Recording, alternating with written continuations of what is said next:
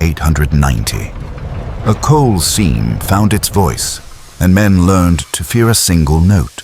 In the winter of 1890, the pitted, hollow vale opened before dawn like a black pupil in the moor. Men filed through the brick arch with lamps on their caps, oil trembling in the glass. The engine house coughed, and the headgear began its iron prayer, winding cages into the earth. This was new coal, a seam surveyors promised would outlast a generation. The company posted handbills about steady wages, and cottages sprouted along the road like mushrooms after rain. Hollow Vale would make the valley ring with coins, said the steward.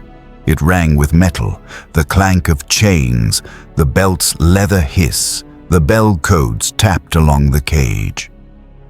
The first sound arrived at change of shift, a note that did not belong to machinery. It came thin as wire at first, a filament rising from the upcast shaft, then broadened, gathering harmonics until it hovered over the headgear like a glass struck lightly. Men looked up. The engineman eased his throttle. As if quiet might cure it, the note held. It was not whistle or wind, and it did not waver with weather. It was a pitch so clean it shaved the air. For a breath it seemed to search for itself, testing the sky, and then it settled to a single tone that made the hair along wrists bristle beneath coal dust. Someone laughed. Someone crossed himself. Someone removed his cap as if the sound were a hymn sung by a church he had never joined. Word crossed the cottages before the kettle boiled. The mine had sung. Wives said wind, old men said capstan, boys said ghost. At chapel on Sunday, the minister preached on voices from the deep, on Jonah and the psalmist, and the congregation sang without peeking at their books. On Monday, the hooter called the shift as usual. Yet as the cage fell, each man found himself listening for a note that did not keep the company's time. Courage that had learned to measure itself against rockfall or gas measured itself now against a sound with no clock at all.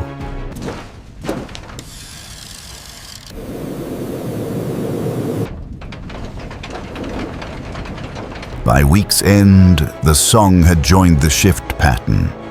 It came near noon when the upcast warmed, or in blue hour before dawn, or at a careless time after midnight, indifferent to clocks. Underground, the note threaded along headings and boards like a canary's trill, finding timber, rails, and tin cups. In some places it was pure and sweet.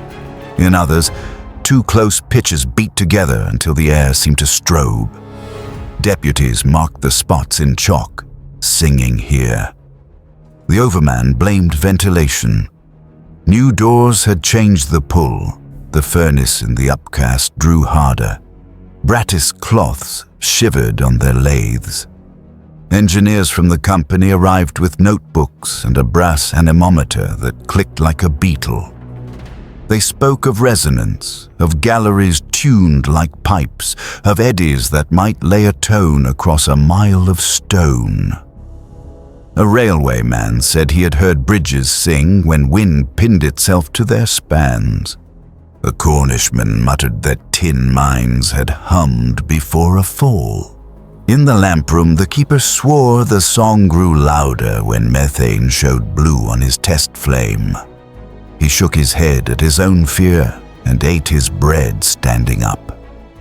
The blacksmith on day shift began tapping the note on his anvil, hunting it like prey, then set his hammer down, ashamed.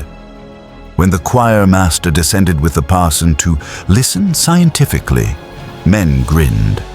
The parson stood in the main level, removed his hat, and later, above ground where words felt less foolish, said the pitch seemed to regard us. The choir master tried to answer it with a whistle. The mine, if it answered at all, answered by drifting a hair higher. On posters, the company wrote safe and pointed to gauges and charts. In public houses, men lowered voices when they said the song had a mind. At home, wives wrapped dishes with rags to stop them chiming, and babies slept to a lullaby that no mother sang. Hollow Vale had gained a note the way a bell gains a crack. A flaw that sings beautifully while it spreads.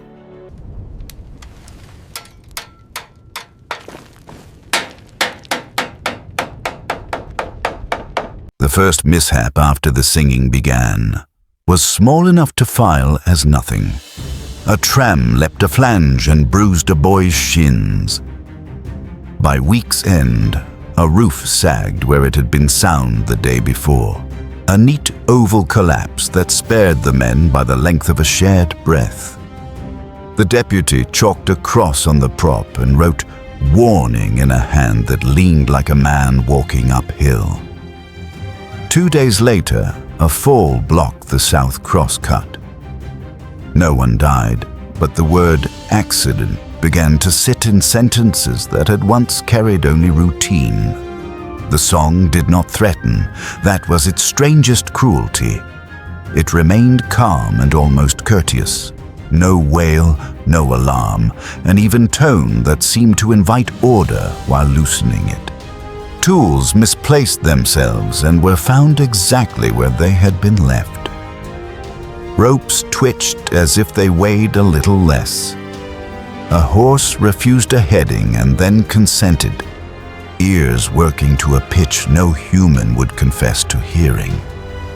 When the windowsman shut the engine off, the tone continued and wandered past him like a walker who did not need stairs. The inspector came down with a barometer, 2 assistants, and a jaw determined to find only physics. He found plenty. A subtle pressure shift between old stall and new, a temperature gradient steep as a chimney's, timbers that answered a knock like different lengths of bone. He wrote that the mine had become an instrument, roof and pillar, airway and door, fret and string. He recommended a new regulator, another trapdoor, a relocation of the furnace. His amendments were neat as ledger lines. The song slipped between them as easily as smoke between teeth. In the evening, as men washed at yard pumps, the note rose faintly from the shaft, patient as steam. Someone said, trying for a joke and landing somewhere else, that if the mine meant harm, it would say so. Someone else replied that not all dangers shout.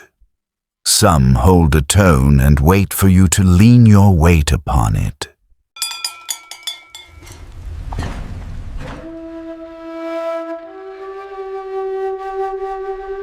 Supper tables grew quiet, half because men were weary and half because their wives had begun to hear it too.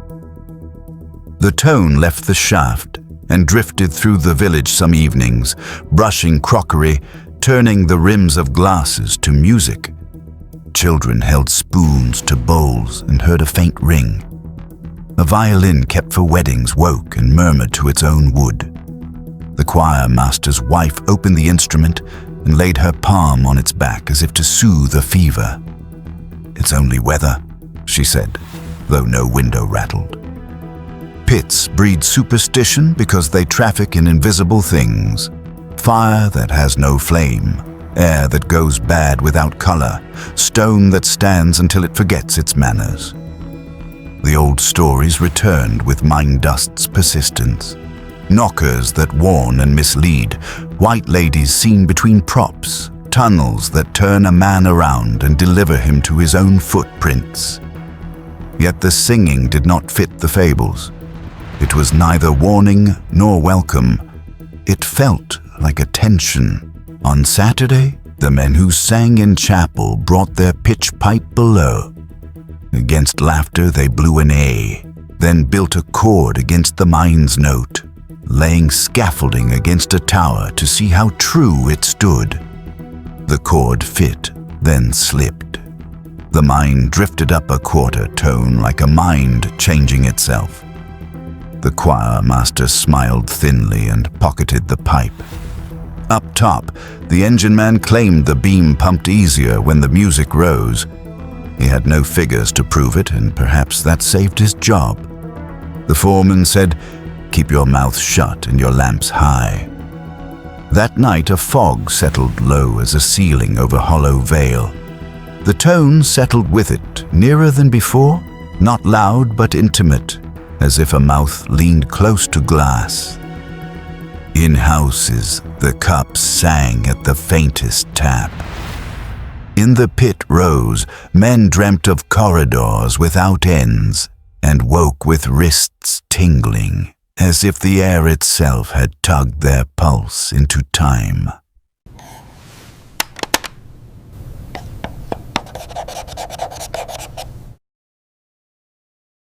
The company engineer returned with a professor from the city, a small man whose spectacles sat like scales.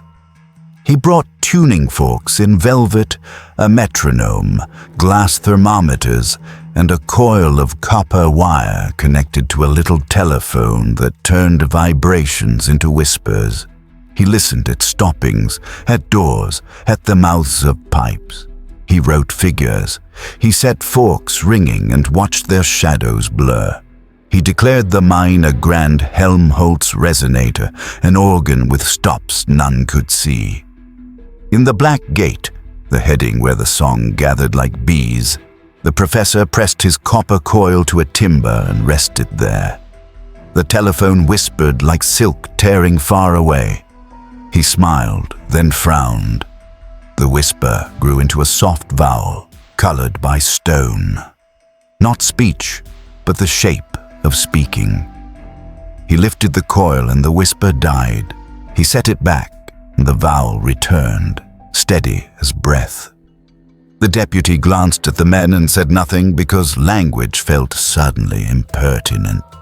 That evening in the schoolroom, he lectured on pressure nodes and antinodes, on sympathetic vibration, on the risk that a single sustained tone could add to itself until wood and brick forgot their strength.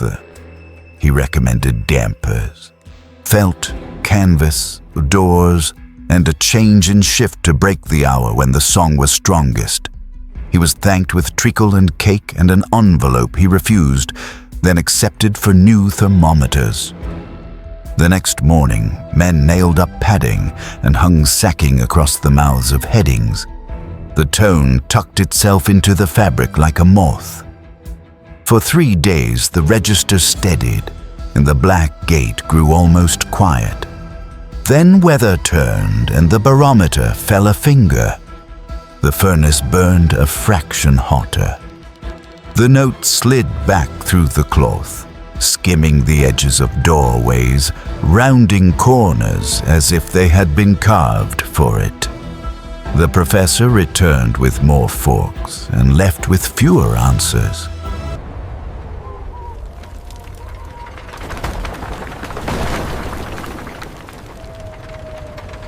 The night it went wrong was ordinary until it wasn't. Fog lay on the moor so dense it wore the hedge's shape. The engine man checked his oil. The banksman wiped his hands on waste. The hooter blew for the cage. Below, the deputy made his round with a man behind to witness each chalk mark. The tone had been mild all day, a breath on the rim of a glass. Around 2 in the morning it thickened, as if the mine had made up its mind. It did not grow louder so much as nearer. Props answered it. Rails answered it. The pit horse shuddered from flank to muzzle. Men looked at one another with the practical inquiry of workmates who translate fear into smaller tasks. Fetch wedges, fetch cribbing, fetch the big hammer. The deputy tapped the roof. Sound enough, and then heard, past his knuckles, a second knock, arriving almost with the first, a reply carried by the pitch. The first fall began along the black gate, where the professor had chalked his neat figures. It came like a sigh collapsing, timber scooting, stone shrugging off the pact it had made.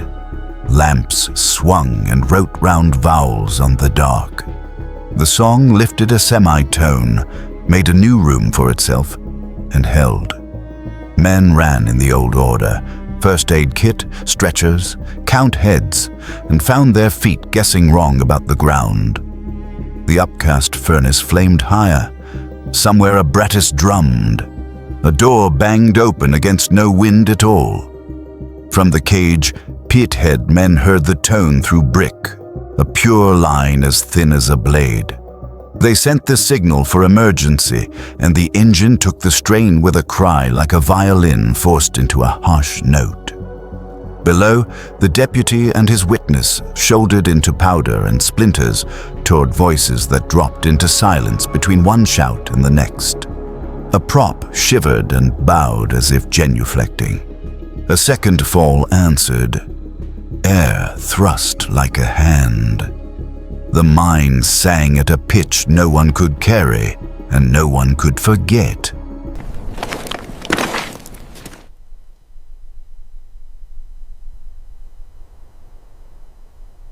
Dawn showed the pithead white with frost and men white with dust. The two lights of the world briefly put on the same terms. Totals were chalked on a board and smudged by hands that did not wish to see them. Those alive blinked at the surface as if it were a brightness they might offend. Those dead were carried with faces covered, a courtesy for the living.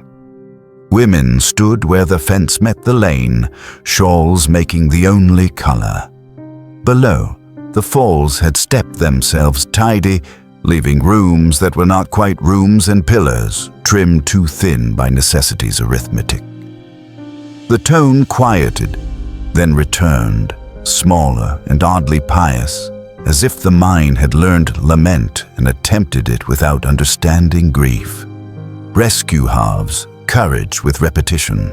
The third time a man goes back, he is already older. By noon, the last reachable heading had been reached. The deputy stood in the black gate and laid his hand on a timber that answered with a faint vowel. He removed his cap. He said nothing. The company added dampers and doors until the pit resembled a house, afraid of its own echoes. The professor went home with a broken coil and a notebook of corrections to his certainty.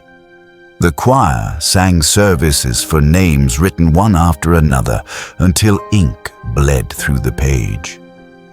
In the weeks that followed, Hollow Vale produced tonnage that looked proud on paper. Men kept wages in tin boxes under beds and did not count them aloud. The song did not leave. It lowered itself to a register that lived inside wood and bread and breath, and it kept time where clocks could not. In the throat, in the wrist, in the spaces between a house's ribs. Years later, the headgear came down and grass recolonized the spoil. On fog nights, some say you can hear the rim of a glass singing in the valley, and that the earth waits between notes the way a congregation waits for the next line it knows by heart.